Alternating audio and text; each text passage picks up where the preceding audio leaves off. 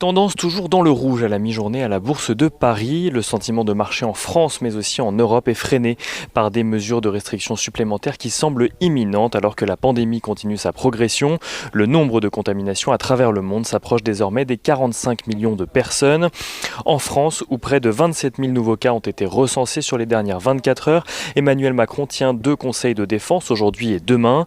De nombreux observateurs anticipent d'ailleurs un probable durcissement des mesures en place, comme par exemple un resserrement du couvre-feu. Le président de la République ayant rappelé que les mesures pourraient être renforcées si elles ne sont pas jugées assez efficaces. Une annonce qui laisse d'ailleurs libre cours aux anticipations diverses. L'agence Reuters évoque par exemple la piste apparemment envisagée d'un confinement le week-end seulement et d'une avancée de l'heure du couvre-feu en semaine. Aux États-Unis, le conseiller économique de la Maison-Blanche confirme que les négociations patinent entre démocrates et républicains sur un éventuel plan de relance, malgré l'optimisme affiché du camp démocrate sur le sujet, et notamment de Nancy Pelosi, la présidente démocrate de la Chambre des représentants.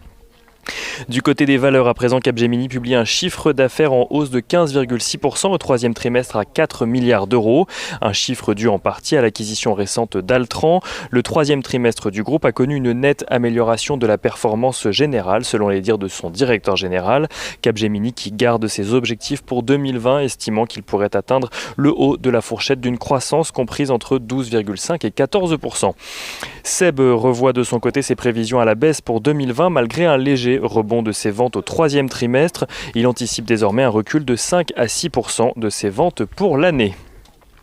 SMCP annonce de son côté un chiffre d'affaires trimestriel en baisse de 10,6%. Le groupe mise à présent sur le développement de son réseau de magasins en Chine selon un plan stratégique jusqu'à 2025.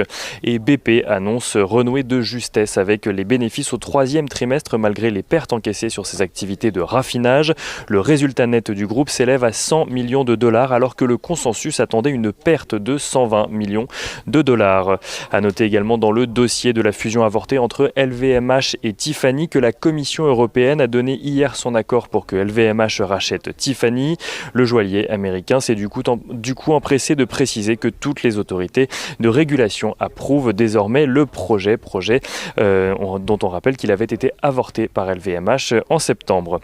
Novartis annonce de son côté un bénéfice net trimestriel en légère hausse à 3,47 milliards de dollars. Novartis qui s'attend désormais à une croissance à 2 chiffres de son résultat d'exploitation en 2020.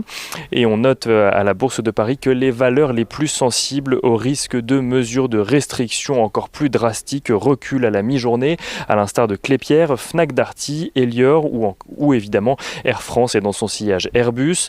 Les bancaires reculent également malgré la publication de résultats trimestriels meilleurs que prévus de leur consoeur HSBC. Si HSBC fait état d'une chute tout de même de son bénéfice net de 54,3%, celle-ci reste inférieure aux attentes. Le groupe annonce par ailleurs s'attendre à des pertes de crédit moins importantes que prévues sur 2020. Et on finit avec le baril de Brent qui remonte légèrement à la mi-journée.